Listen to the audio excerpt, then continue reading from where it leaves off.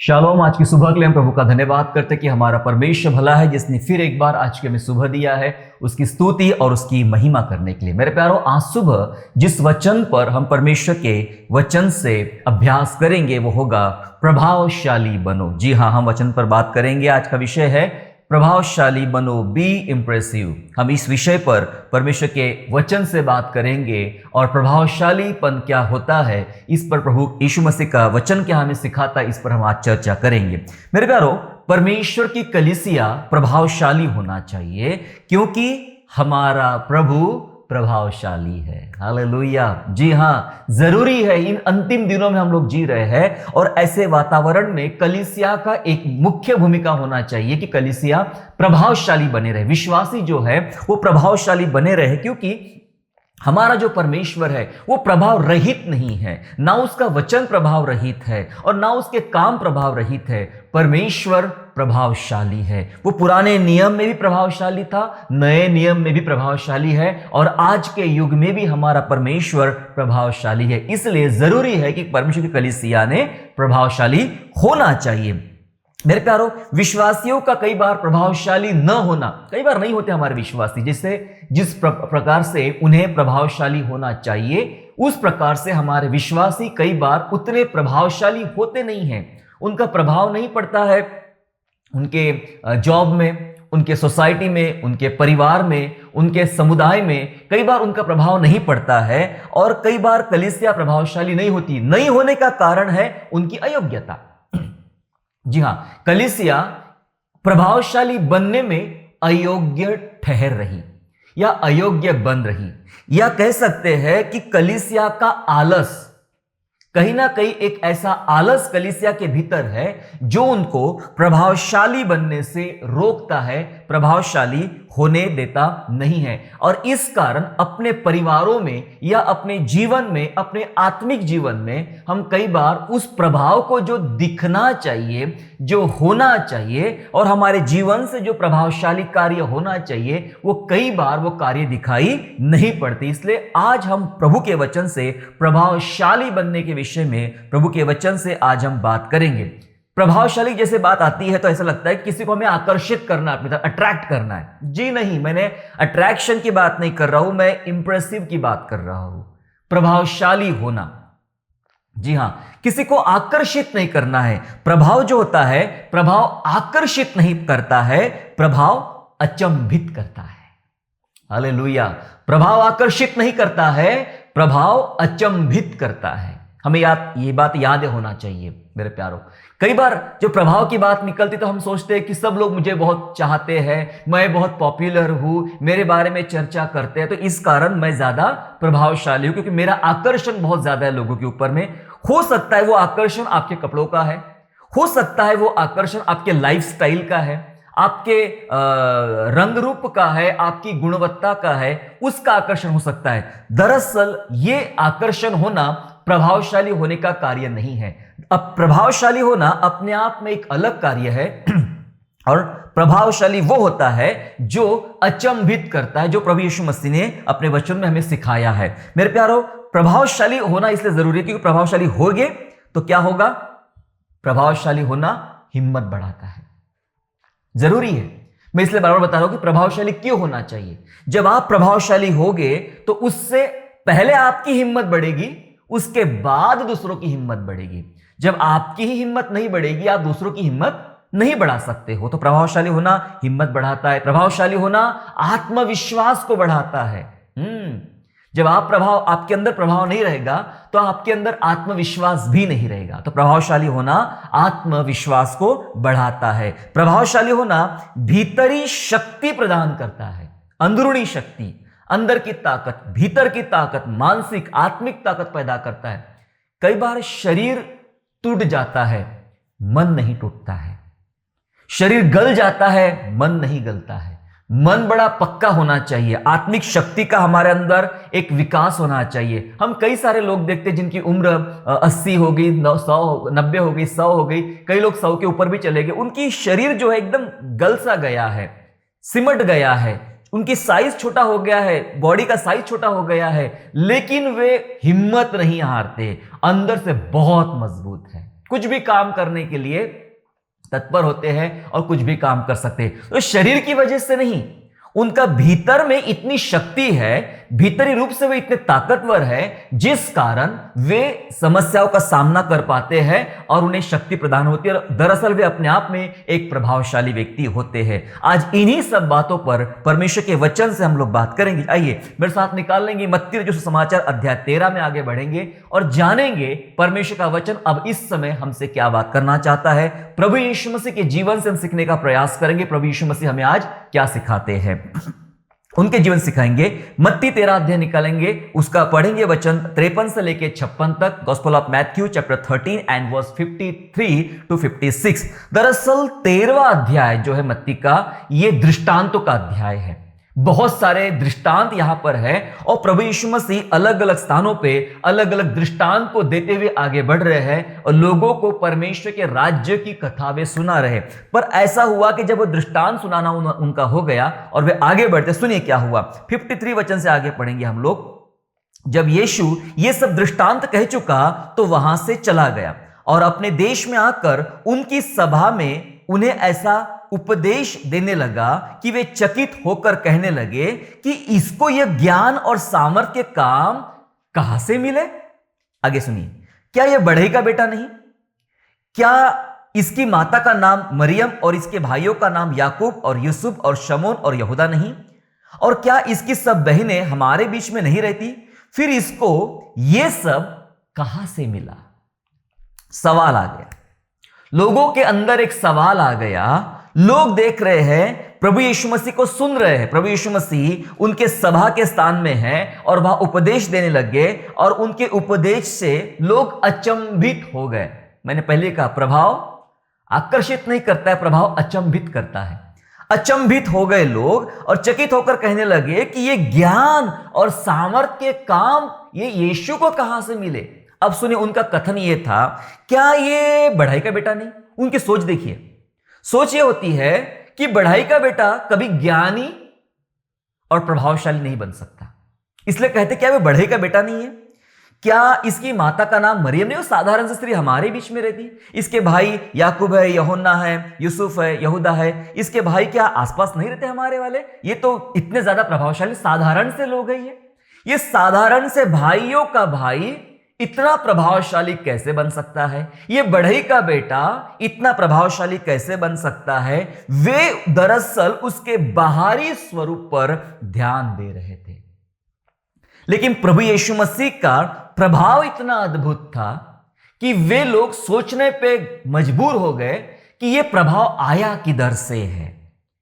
ये साधारण व्यक्ति है, लेकिन इसके अंदर, इसके ऊपर ये ज्ञान और ये अचंभित काम करने वाला प्रभाव आया किधर से? वे लोग बाहरी रूप पर ध्यान दे रहे थे। क्या आपने कभी सोचा है कि कई बार आपके और मेरे साथ में कई बार ऐसा होता है, लोग ऐसी बातें करते हैं कि भाई आप तो साधारण इंसान हैं, साधारण बैकग्राउंड से पैदा हुए, साधारण परिवार में पैदा हुए हैं, आपकी हालत इतनी ज्यादा अच्छी नहीं है, उसके बावजूद भी आपके जीवन से इतना रोशनी कैसे, इतना प्रकाश कैसे, इतना उजियाला कैसे, इतना अद्भुत बातें कैसी है, जबकि आप बहुत साधारण हैं, जबकि आप बहुत साधारण हैं।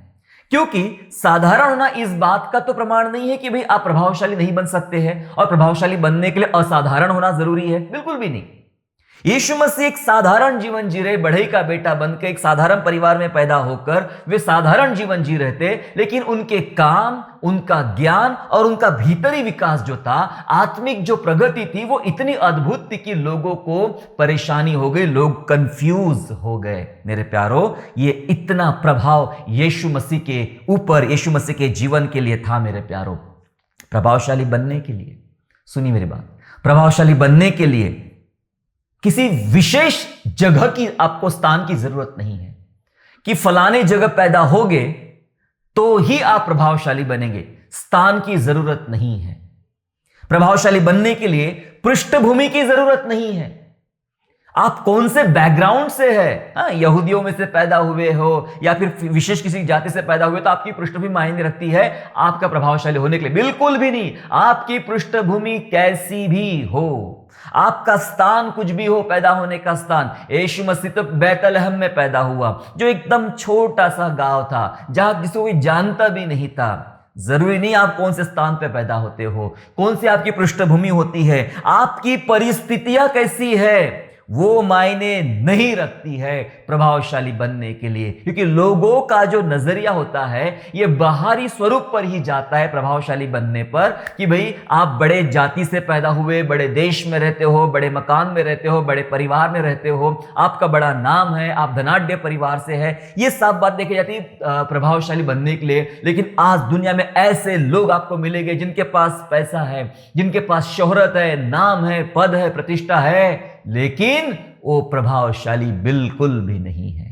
और ऐसे कई लोग हैं जो रिक्शा चलाते हैं, साधारण सा काम करते हैं, रास्ते पर काम करते हैं, और उनके काम, उनका जीवन शैली इतनी प्रभावशाली है कि लोगों को प्रभावित कर दी। मैं आज बात कलीसिया की कर रहा हूं। कलीसिया का अगुवा कैसा है? कौन है कलीसिया का अगुवा? प्रभु यीशु मसीह।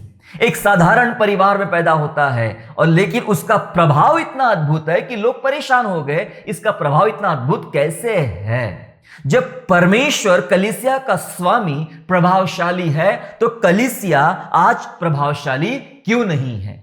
और जब हम प्रभावशाली होने की बात करते हैं, प्रभावित करने की बात करते हैं, तब हम बात करते हैं, हम हमारे सामने यही सब बातें लाते जो इन लोगों ने लिया।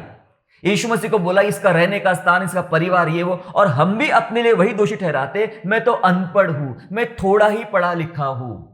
कई बार आप सोचते हो कि मैं गरीब परिवार में पैदा हुआ हूं, ऐसे छोटे शहर में जहां कोई जानता भी नहीं है, जहां के लोग बस दूसरा कुछ करते ही नहीं है, मैं ऐसी जगह पैदा हुआ। हम अपनी परिस्थितियों को दोष देना शुरू करते हैं, अपनी हालातों को दोष देना शुरू करते हैं, अपनी चीजों को दोष देना शुरू कर देते हैं। मैं आपको बताना चाहता हूं, कलीसिया का स्वामी प्रभावशाली है, तो कलीसिया के लोग, कलीसिया का विश्वासी प्रभावशाली होना चाहिए। हालेलुया। कलीसिया के लोग प्रभावशाली होना चाहिए। ये प्रभाव काम करेगा, आपके अंदर हिम्मत बढ़ाएगा। आपका प्रभावशाली होना आपके अंदर आत्मविश्वास बढ़ाएगा। आपका प्रभावशाली होना आपके भीतरी शक्तियों को बढ़ाएगा। मेरे प्यारों, पौलुस के बारे में बाइबल में एक उदाहरण है, मेरे साथ चलेंगे पौलुस के उदाहरण समझने के लिए। पौलुस का उदाहरण समझने के लिए हम चलेंगे दूसरा कुरिन्थियों अध्याय 10 और वचन 10 में। 2 Corinthians chapter 10 and verse 10, जहां इस प्रकार लिखा है, ये पौलुस के बारे में है, क्योंकि कहते हैं कि उसकी पत्रियां तो गंभीर और प्रभावशाली है, परंतु जब देखते हैं तो वह देह का निर्बल और वक्तव्य में हल्का जान पड़ता है। पौलुस की बात हो रही है, पौलुस की। सुनिए, पौलुस कौन है यहां पर? नया नियम में 27 पत्रियां है और 13 पत्रियां अकेले पौलुस ने लिखा है। तकरीबन आधा नया नियम, आधा न्यू टेस्टामेंट पौलुस ने लिखा है। इतनी प्रभावशाली उसकी पत्रियां है कि अभ्यास करते करते करते करते साल बीत जाएंगे, लेकिन उस पत्रियों का ज्ञान समझ में नहीं आएगा। ऐसे व्यक्ति की बात हो रही है। और अगर मुझे लगता है कि ये वचन और 2-4 और वचन उसके संबंध में है, यदि ऐसे वचन बाइबल में ना होते तो हम समझ लेते कि पौलुस तो कोई बहुत ऊंचा पूरा आदमी होगा, बहुत शक्तिशाली आदमी होगा, बहुत ज्ञान में होगा, क्या बोलता होगा, क्या चलता होगा, कैसा दिखता होगा, क्या उसका रुतबा होगा, तभी तो इतने सारे कलीसियाओं की स्थापना की, तभी तो मिशनरी यात्रा किया, 3-3 मिशनरी यात्रा किया, तभी तो तकरीबन आधा नया नियम लिख लिया। नहीं, बिल्कुल भी नहीं। यहां तो लिखा है उसके बारे में, मैं फिर से आपके लिए पढ़ना चाहता, लिखा है क्योंकि कहते हैं कि उसकी पत्रियां तो गंभीर है और प्रभावशाली है। हालेलुया। पौलुस की पत्रिया कैसी है? गंभीर है और प्रभावशाली है। लेकिन आगे लिखा है, लेकिन जब देखते हैं कि वह तो देह का निर्बल है, ओहो, दुबला पतला कमजोर है ना, देह का निर्बल है और वक्तव्य में हल्का जान पड़ता है। इतना ज्यादा प्रभावशाली या बात करने में इतना ज्यादा निपुण नहीं है, हल्का है। उसके शब्द, उसकी भाषा या उसका तरीका शायद हल्का जान पड़ता है। जैसा उसका पत्री देखने के बाद उसका जीवन या उसका व्यक्तित्व कैसा होगा समझ में नहीं आता है। मेरे प्यारों, मैंने पहले ही बताया, प्रभावशाली बनने के लिए बाहरी स्वरूप की कोई जरूरत नहीं है। और लोग यीशु मसीह के पास वो बाहरी स्वरूप ही देखते थे। अब खुद पौलुस को कुछ कहता है, वही पड़ोस में देखिए 11वां अध्याय, दूसरा कुरिन्थियों 11वां अध्याय और 6वां वचन में, 2 कुरिन्थियों चैप्टर 11 एंड वर्स 6 ऐसा कहता है, यदि मैं वक्तव्य में अनाड़ी हूं तो भी ज्ञान में नहीं, वरन हमने इसको हर बात में सब पर तुम्हारे लिए प्रकट किया है। लिखा है मैं वक्तव्य में अनाड़ी हूं लेकिन ज्ञान में नहीं। मतलब मेरे बोलचाल में, बात करने में त्रुटियां हो सकती है। मैं भी कितनी बार प्रचार करते करते मेरे शब्द लड़खड़ा जाते हैं, शब्द उल्टे पुल्टे निकलते हैं, उच्चारण सही नहीं होता है ना। इसका यह मतलब नहीं है कि हमें कुछ नहीं आता है। प्रभु का अनुग्रह हमारे ऊपर में है ना। बाइबल कहती है ये असीम धन रखा है मिट्टी के बर्तनों में। या लिखा है मैं वक्तव्य में, बात करने में अनाड़ी हूं लेकिन ज्ञान में नहीं। ज्ञान तो परमेश्वर का मेरे पास है और प्रभु ने अपना ज्ञान मुझ पर प्रकट किया। इसलिए पौलुस एक प्रभावशाली है। मैं आपको वही बताना चाहता, प्रभाव जो होता है वो आकर्षित करने वाला नहीं होता, क्योंकि आकर्षित करने वाला प्रभाव एक ना एक दिन खत्म हो जाएगा। जवानी कितने दिन रहेगी, आपकी ताकत कितने दिन रहेगी, आपकी सुंदरता कितने दिन रहेगी, आपका सारी चीजें कितने दिन रहेगी, वो तो कुछ ही दिनों में, कुछ ही महीनों में समाप्त हो जाएगी। लेकिन भीतरी प्रभाव, आप बूढ़े भी हो जाएंगे, मैं कहता हूं मर भी जाओगे तब भी प्रभाव खत्म नहीं होगा। मरने के बाद भी प्रभाव खत्म नहीं होगा। किसका प्रभाव खत्म नहीं होगा मरने के बाद भी? बाइबल में प्रभु यीशु मसीह का। मरने के बाद जान दे दिया उसने अपना, लेकिन प्रभाव खत्म नहीं हुआ। लोग डरे हुए थे और जी उठ के साबित किया। मरने के बाद एक बाइबल में उदाहरण है एलीशा का। एलीशा को जिस कब्र में रख दिया था मरने के बाद, साल भर के बाद किसी और मुर्दे को उठाकर उसी कब्र में डाल दिया। ये तो मर गया, उसको मरे हुए साल हो गया है, लेकिन वो प्रभाव इतना था कि ये मुर्दे को डाला उसी कब्र में और ये मुर्दा जिंदा होकर बाहर निकल गया। एलीशा के साथ ऐसा हुआ था। मैं आपको वही बताना चाहता हूं, उम्र के साथ आकर्षण बदल सकता है, परिस्थितियों के साथ आकर्षण बदल सकता है, प्रभाव नहीं बदलता। प्रभाव आपका एक जैसा होना चाहिए। वक्तव्य में अनाड़ी है ये पौलुस, बोलचाल में दुबला पतला दिखता है, निर्बल दिखता है, देह का इतना मजबूत नहीं है, उसके बावजूद भी उसकी पत्रियां गंभीर और प्रभावशाली है। आप बाहर से कैसे भी हो, लेकिन आपका जीवन गंभीर होना चाहिए और आपका जीवन प्रभावशाली होना चाहिए। हालेलुया। और जब ऐसा जीवन प्रभावशाली होगा तो सचमुच वो दूसरों पर नहीं, सबसे पहले खुद पर अपना असर करेगा, स्वयं पर अपना असर करेगा। यीशु मसीह क्रूस तक पहुंचते प्राण देने के लिए, उनका आत्मिक प्रभाव इतना था कि उन्होंने क्रूस की मृत्यु सह लिया। ये प्रभाव की वजह से था, पवित्र आत्मा का प्रभाव उनके अंदर में था। पौलुस ने, ना केवल पौलुस ने, पतरस ने, बाइबल के तमाम शिष्यों ने, पुराने नियम के नबियों ने, हीरोज ने, हम देखते हैं वे, उनका प्रभाव इतना अद्भुत था, उनकी जान ले ली गई। ऐसा लिखा है आरे से चीरे गए, गर्म पानी में तेल में उबाल दिए गए, जंगली जानवरों से उनको मार डाला गया, पत्थर से मार दिया गया, घोड़ों के द्वारा घसीटा गया, बहुत कुछ हुआ, जान तक दे दिया, इब्रानियों 11 कहता है। लेकिन उनका प्रभाव था, इसलिए मृत्यु के उस आखिरी क्षण तक वे मजबूत बने रहे और प्राण देने तक वे विश्वास योग्य रहे और प्राण भी उन्होंने दे दिया। यह उनका प्रभाव था मेरे प्यारों। इसलिए प्रभावशाली होना बहुत जरूरी है। प्रभावशाली बनने का स्रोत क्या है फिर? अब थोड़ा मजे की बात, मतलब जरूरी बात करते हैं कि प्रभावशाली बनने का स्रोत क्या है, कैसे बनेंगे प्रभावशाली। शायद सबके दिमाग में एक प्रश्न आया है, सर मैं तो बहुत दुबला पतला हूं, मैं तो अनपढ़ हूं, मैं तो गांव में रहता हूं, हमारे गांव तक तो बस भी नहीं चलती है, ट्रेन भी नहीं चलती है, बिजली भी नहीं आती, ऐसा कहेंगे लोग कहेंगे हमें अंग्रेजी समझ में नहीं आती, हमें हिंदी भी पढ़ना नहीं आता, ऐसा भी बोलेंगे। आपकी सामान्य भाषा जो आपकी मातृभाषा है वो भी आपको नहीं आती, बहुत कुछ होगा आपके कहने का। एक मैं सीक्रेट बताना चाहता हूं, ये स्रोत आपको समझ में आ गया तो आप प्रभावशाली बन जाएंगे। आइए उस स्रोत के बारे में जानकारी ले। प्रभावशाली बनने का सोर्स या स्रोत जो उगम है उस पर हम देख रहे थे। आइए मेरे साथ निकालेंगे यहोशू की पुस्तक अध्याय 1 और वचन 8। सबको समझ में आ गया होगा ना? जी हाँ, प्रसिद्ध वचन है, हमको याद होना चाहिए। जोशुआ चैप्टर 1 एंड वर्स 8, जहां ऐसा लिखा है, व्यवस्था की यह पुस्तक तेरे चित्त से कभी ना उतरने पाए, इसी में दिन रात ध्यान दिए रहना, इसलिए कि जो कुछ उसमें लिखा है उसके अनुसार करने की तू चौकसी करे, क्योंकि ऐसा ही करने से तेरे सारे काम सफल होंगे और तू प्रभावशाली होगा। हालेलुया। और तू प्रभावशाली होगा। किसको बनना है प्रभावशाली? मैं कहता हूं ना केवल अगुओं को, ना केवल प्रचारकों को, ना केवल पास्टरों को, लेकिन प्रत्येक उस व्यक्ति को जो यीशु के लहू से धुलाया गया है, यीशु ने जिसके पापों की क्षमा किया है, जिसने उद्धार पाया है, उन सभी को प्रभावशाली बनना। ये वचन कोई किसी पर्टिकुलर व्यक्ति के लिए नहीं दिया गया। बाइबल का यह वचन तमाम उन विश्वासियों के लिए जो यीशु की आज्ञा का पालन करते हैं। लिखा है परमेश्वर की पुस्तक यानी व्यवस्था की पुस्तक, प्रभु के नियमों की पुस्तक, परमेश्वर का वचन तेरे चित्त से, तेरे दिमाग से कभी भी उतरने नहीं पाए, दिमाग से, मन से कभी निकलने नहीं होना चाहिए। मैं आपको सोर्स बता रहा हूं, उगम बता रहा हूं प्रभावशाली बनने का, कभी निकलना नहीं चाहिए। और जो वचन उसके आपके अंदर डाला गया उससे में रात और दिन लिखा है, रात दिन उसमें जो लिखा है उसके अनुसार करने की चौकसी करना है, सोचना है हर दिन।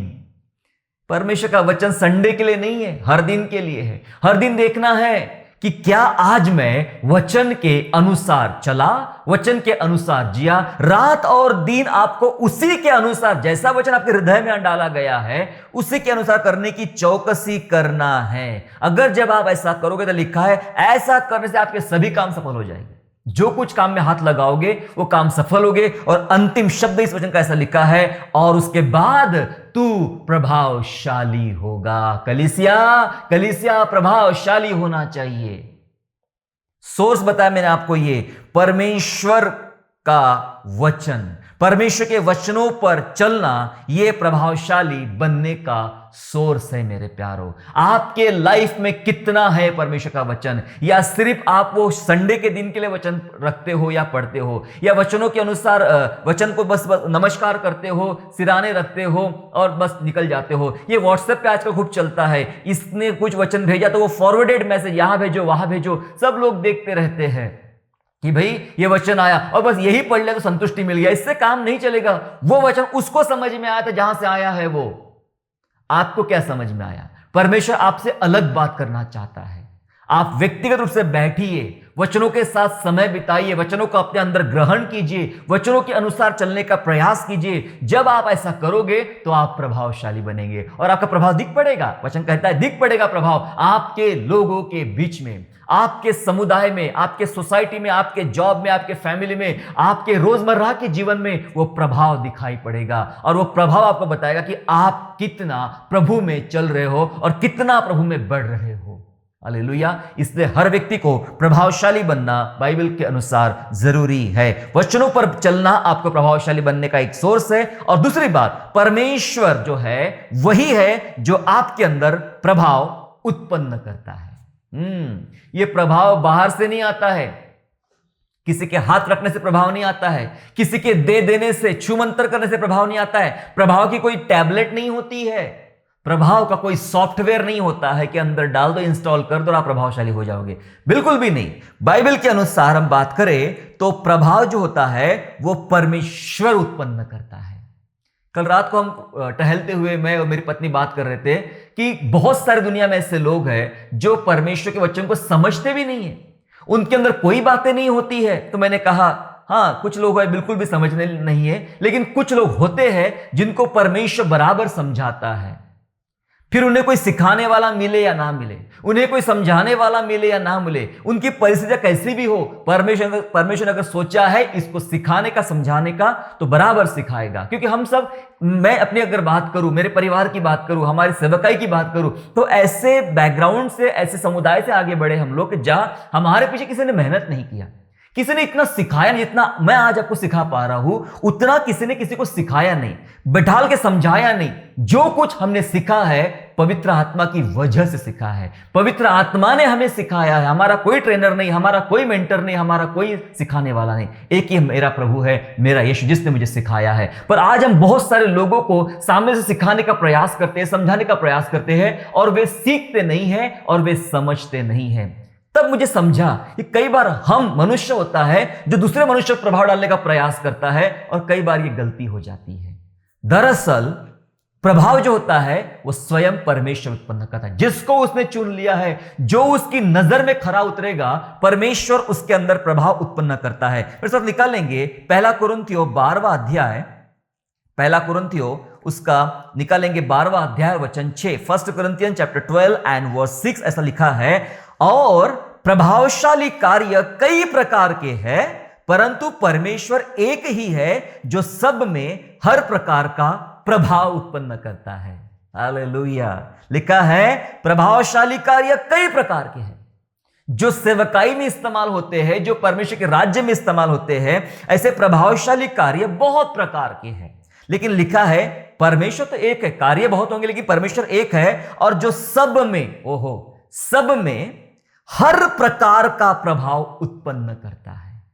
वे सब जो उसकी इच्छा का पालन करते हैं, उसकी इच्छा पर चलते हैं, उन सब में परमेश्वर हर प्रकार का प्रभाव उत्पन्न करता है। आप ये नहीं कहोगे फिर कि मुझे वो नहीं आता, मुझे ये नहीं आता, मैं ये नहीं कर सकता, मैं वो नहीं कर सकता।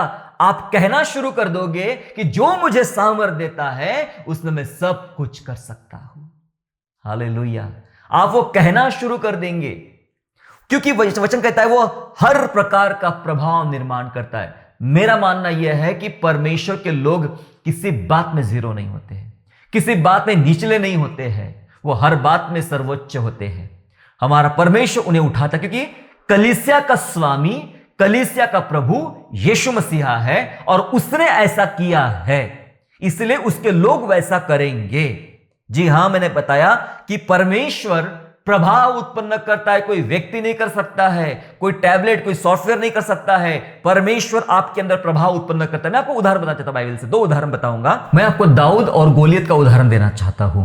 दाऊद ने गोलियत को मारा, युद्ध के मैदान में उस छोटे लड़के दाऊद ने गोलियत को मारा, क्योंकि उसके ऊपर परमेश्वर का प्रभाव था। दाऊद जिन बातों से प्रभावित था वो ये बातें थी, उसके रोजमर्रा का काम था खेतों में जाना, जानवरों को चराना, और अपने दुश्मनों को, जो उसके जानवरों को खाने के लिए, मारने के लिए जो शत्रु आते थे, उन जंगली जानवरों को भगाना, मारना, ये उसका रोज का काम था। गोफन चलाना रोज का काम था। ये रोजमर्रा के काम में परमेश्वर ने उसे अनुग्रह दिया। इस रोजमर्रा के कामों में परमेश्वर ने अपना प्रभाव उसके ऊपर डाला, और ये वजह थी कि दाऊद मैदान में जाता है और गोलियत को मार गिराता। जो कार्य किसी और से नहीं हो पाया, एक छोटे लड़के दाऊद से वो कार्य हो गया, क्योंकि वह परमेश्वर ने उसके ऊपर अपना प्रभाव डाला था। एक और उदाहरण बताना चाहता हूं मैं गिदोन और मिद्यानियों का। मिद्यानी लोग गिदोन के लोगों पर, इजरायलियों पर हमला करते थे, और उस समय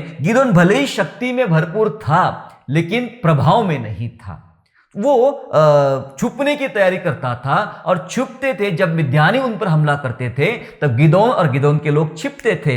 एक दिन परमेश्वर ने आवाज दिया। जी हां, किसी मनुष्य ने आवाज नहीं दिया। हमने वही पढ़ा कि परमेश्वर ही है जो प्रभाव उत्पन्न करता है। परमेश्वर ने उसे आवाज दिया कि हे शूरवीर सुरमा।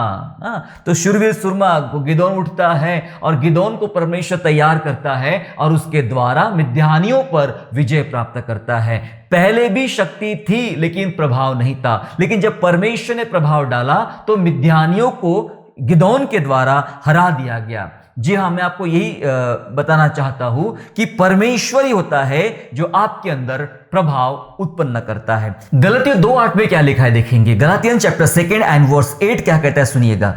8वें वचन में लिखा है, क्योंकि जिसने पत्रस से खतना के हुए में प्रेरिताई का कार्य बड़े प्रभाव सहित करवाया, उसी ने मुझसे भी अन्य जातियों में प्रभावशाली कार्य करवाया। हालेलुया। वचन कहता है कि जिसने, मतलब किसने? परमेश्वर ने। परमेश्वर है जो पत्रस के द्वारा यहूदियों के बीच में, खतना वालों के बीच में प्रभावशाली कार्य करवाया। उसी परमेश्वर ने पौलुस के द्वारा अन्य जातियों के बीच में प्रभावशाली कार्य करवाया। कार्य करने वाले 2 अलग अलग व्यक्ति हैं। कार्य जिन लोगों में किया जा रहा है, दो अलग अलग व्यक्ति लोग हैं जिनके बीच में कार्य किया जा रहा है, लेकिन जो कार्य करवाने वाला है वो परमेश्वर है। और उसकी वजह से पतरस का भी कार्य जो अलग प्रकार के लोगों के बीच में था प्रभावशाली हुआ, और पौलुस का भी कार्य जो अन्य जातियों के बीच में था प्रभावशाली हुआ। कहने का अर्थ यह है, हमने सीखा है कि केवल परमेश्वर होता है जो प्रभाव उत्पन्न करता है। परमेश्वर के बिना आपके अंदर, मेरे अंदर कोई प्रभाव उत्पन्न हो नहीं सकता है। दूसरी बात में आगे पढ़ेंगे मेरे प्यारों, कई बार हम प्रभावशाली बनना तो होता है, हम बनते भी हैं, लेकिन जो लोग असफल होते हैं या फिर प्रभावशाली नहीं बन पाते हैं, मैं उनके बारे में बताना चाहता हूं। क्या होता है उनके साथ में होता यह है कि जो प्रभाव उनको दिया गया है उसके ऊपर वे कार्य नहीं करते हैं, परिश्रम नहीं करते, मेहनत नहीं करते हैं, और इस कारण वे प्रभाव रहित हो जाते, प्रभाव अपना खो देते हैं। बाइबल में एक उदाहरण है, तोड़ों का उदाहरण, सिक्कों का उदाहरण। एक मालिक ने अपने लोगों को कभी 4, कभी 3, किसी को 2, किसी को 1, इस प्रकार से तोड़े देकर गया। जिसको 4 दिए उसने बाजार में लगाए, 4 के 8 बनाए, लेकिन जिसको 1 मिला उसने उसको गाड़ के रख दिया, उसने उसको इन्वेस्टमेंट नहीं किया, कुछ नहीं किया, और बाद में जब उसका मालिक आया तब उसने उसको दंडित किया। मेरे प्यारों, ये ऐसा आदमी जिसको सिक्का या तोड़ा दिया गया था, नहीं उसको दिया गया था, लेकिन उसने उस पर कोई कार्य नहीं किया, इस कारण दंड पाया। कई बार परमेश्वर अपना प्रभाव अपने लोगों को देता है, अपना अनुग्रह लोगों को देता है, लेकिन वो कभी भी उसको कार्य में नहीं लाते, परिश्रम नहीं करते हैं, वे आलसी बने रहते हैं। हमारा टाइम सोने में बहुत निकलता है, हमारा टाइम खाने में बहुत निकलता है, हमारा टाइम यहां वहां की बातें करने में बहुत निकल जाता है। हम इसको बुरा, जिंदगी भर सबको बुरा बोलते रहते हैं, हम लोग कभी भी खुद को बुरा नहीं बोलते हैं। इसमें हमारा टाइम निकल जाता है और हम खुद पर जो परमेश्वर ने प्रभाव दिया है उस पर मेहनत नहीं करते हैं, इस कारण हमारा प्रभाव खत्म हो जाता है, हम प्रभावशाली नहीं रहते। पौलुस क्या कहता है सुनिए, कुलिसियों 1 अध्याय और 29 वचन, कोलोसियंस चैप्टर 1 एंड वर्स 29 ऐसा कहता है, और इसी के लिए मैं उसकी उस शक्ति के अनुसार जो मुझ में सामर्थ्य के साथ प्रभाव डालती है, तन मन लगाकर परिश्रम भी करता हूं। यस, पौलुस कहता है कि वो शक्ति के अनुसार जो सामर्थ्य के साथ प्रभाव डालती है, मेरे ऊपर पवित्र आत्मा ने जो सामर्थ्य के साथ प्रभाव डाला है, पौलुस कहता है उन बातों के लिए मैं तन मन लगाकर मेहनत करता हूं, तन मन लगाकर मैं परिश्रम करता हूं। हालेलुया। सो आपको और मुझे परिश्रम करना पड़ेगा, जो काम हमें दिया गया है उसमें परिश्रम करेंगे तो हम प्रभावशाली बनेंगे। आपका प्रभाव वहां पर है मेरे प्यारो, मेहनत करो, ढूंढो, खोजो कहां परमेश्वर और कौन सा प्रभाव आपके अंदर डाल के रखा है, क्योंकि वो खुद चाहता है आप प्रभावशाली बने। कलीसिया का स्वामी, कलीसिया का प्रभु प्रभावशाली परमेश्वर है, इसलिए वो आपके अंदर प्रभाव निर्माण करना चाहता है। एक अंतिम बात बता के मैं समाप्त करना चाहता हूं। हम निकालेंगे नीति वचन 31 में, जी हां, नीति वचन 31, सभी प्रचारक, जितने भी प्रचारक हैं उन सब ने इस नीति वचन 31 पे बहुत बार प्रचार किया होगा, भली स्त्री के बारे में प्रचार किया होगा। ये वचन लमूएल राजा के द्वारा लिखे गए थे, जिसे सुलेमान भी कहा जाता है। लेकिन एक पहली आयत क्या कहती है सुनेंगे। पहली आयत में ऐसा लिखा है, लमूएल राजा के प्रभावशाली वचन जो उसकी माता ने उसे सिखाए। जी हां, प्रभावशाली वचन है, बहुत प्रभावशाली है। आप इस पर जब मनन करते हो या टीचिंग देते हो तो पूरा दिन लग सकता है इसको पढ़ाने के लिए। 31वां अध्याय इतना अद्भुत है, लेकिन यह वचन किसने सिखाए लमूएल राजा को? यह वचन उसकी माता ने सिखाए, और यह बहुत प्रभावशाली वचन, ऐसा वचन में लिखा गया है। मैं आपको यही बताना चाहता हूं, प्रभावशाली अगर बनना है तो परमेश्वर ने किसी ना किसी सिखाने वाले को आपके लिए रखा है, और उसके अधीनता में रहना है। यस, उसके अधीनता में आपको रहने की आवश्यकता है। मैं पहले भी कह चुका हूं कि हमें कोई सिखाने वाला नहीं मिला, हमारा एक ही था सिखाने वाला, और हमारा परमेश्वर जिसने हमें सिखाया। लेकिन आज आपके पास बहुत सारी योजनाएं हैं, बहुत सारे लोग हैं। वो सिखाने वाला कोई भी हो सकता है, आपकी माँ, आपका पापा, आपका हस्बैंड, आपकी वाइफ, आपका भाई, आपकी बहन, आपका टीचर, आपका पास्टर, कोई भी हो सकता है। उसके अधीनता में रह के सीखोगे तो सचमुच आप प्रभावशाली बनोगे। सिखाने वाले के अधीनता में रहना है। बाइबल में एक उदाहरण है, अपोलोस के विषय में। अपोलोस जो था वह बहुत ही अच्छा सेवक था, प्रचारक था, लेकिन एक कपल वहां पर था, अक्विला प्रिस्किल्ला, और उन्होंने देखा कि ये आदमी बहुत अच्छी बातें करता है, बहुत अच्छा जानता है परमेश्वर को, लेकिन फिर भी कुछ बातों में उसको ट्रेनिंग की जरूरत है। अपोलोस को अपने घर ले आए अक्विला प्रिस्किल्ला, और इन लोगों ने उसको ट्रेन किया, मतलब उसको सिखाया, और उसके बाद अपोलोस और बेहतर प्रचारक बना, बेहतर सेवक बना। मैं आपको बताना चाहता हूं, सिखाने वालों के अधीन रहोगे तो आप बेहतर बनोगे, आप प्रभावशाली बनोगे। पौलुस ने गमलीएल के पास सीखा, और जो बातें गमलीएल के साथ रहते हुए सीखा था उसने, उन सब बातों का इस्तेमाल उसने परमेश्वर की सेवकाई में उसने उन बातों का इस्तेमाल किया। मैं आपको वही बताना चाहता मेरे प्यारो, परमेश्वर की इच्छा है कि परमेश्वर की कलीसिया प्रभावशाली बने। हम अपना प्रभाव कहां खो रहे हैं? हम प्रभावित नहीं हो पा रहे मेरे प्यारो। परमेश्वर कहता है तुम प्रभावशाली बनो, तुम्हारे अंदर हिम्मत, शक्ति, ताकत और कई बातों का विकास हो सकता है यदि आप प्रभावशाली बनोगे। हमने सारे बातें सीख लिया है विस्तार पूर्वक तरीके से कि प्रभावशाली होना क्या होता है। हमारा प्रभु शक्तिशाली है, प्रभावशाली है, इस वजह से कलीसिया को भी प्रभावशाली होना जरूरी है। हालेलुया। और प्रभाव आकर्षित नहीं करता है, प्रभाव अचंभित करता है। इस बात को मैंने सिखाया आपको। आकर्षित नहीं करना किसी को भी। यीशु मसीह की लाइफस्टाइल आकर्षित नहीं करती थी, यीशु मसीह का स्वभाव, यीशु मसीह के काम लोगों को अचंभित कर देते। पौलुस के बारे में हमने पढ़ा, वो तो कमजोर आदमी था, बोलने में इतना अच्छा नहीं था, उसके बावजूद उसकी पत्रियां गंभीर थी और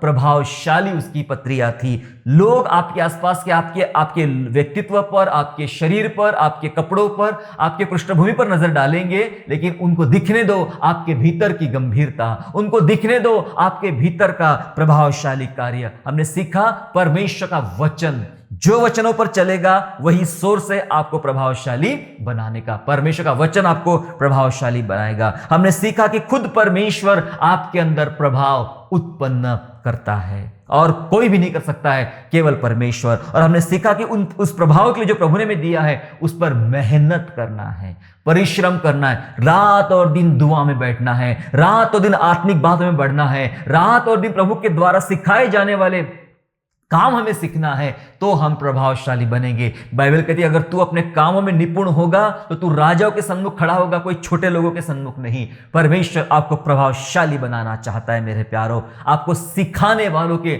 अधीनता में आने की भी जरूरत है, तब जाके आप प्रभावशाली बनेंगे। मैं आपके लिए दुआ करना चाहता हूं। क्या आप चाहते हैं?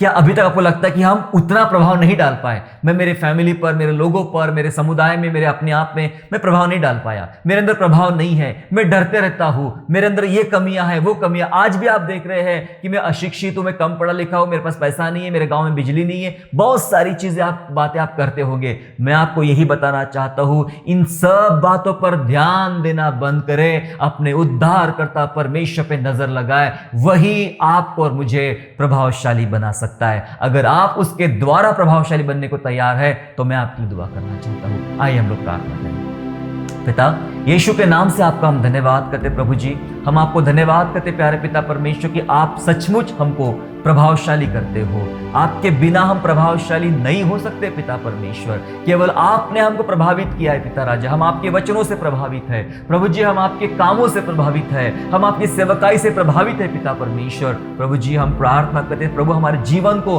और ज्यादा प्रभावशाली बनाइए प्रभु जी। हमारे अंदर वचनों का खजाना उंडे लिए, वचन डालिए, वचनों पर चलने वाले बनाइए पिता राजा। चाहे हमारा बाहरी मनुष्यत्व जैसा भी हो प्रभु जी, लेकिन भीतरी मनुष्यत्व को और ज्यादा मजबूत और परिपक्व बनाइए पिता परमेश्वर, जिसके द्वारा प्रभु आपकी सेवा कर सके और प्रभावशाली बन सके और वो प्रभाव दिख सके और उस प्रभाव के माध्यम से अपने प्रभु की महिमा हम कर सके। हम धन्यवाद स्तुति करते, धन्यवाद करते पिता आज के वचन के लिए और आपके कृपा के लिए। धन्यवाद के साथ प्रभु यीशु मसीह के नाम से प्रार्थना मांगते हैं, आमीन।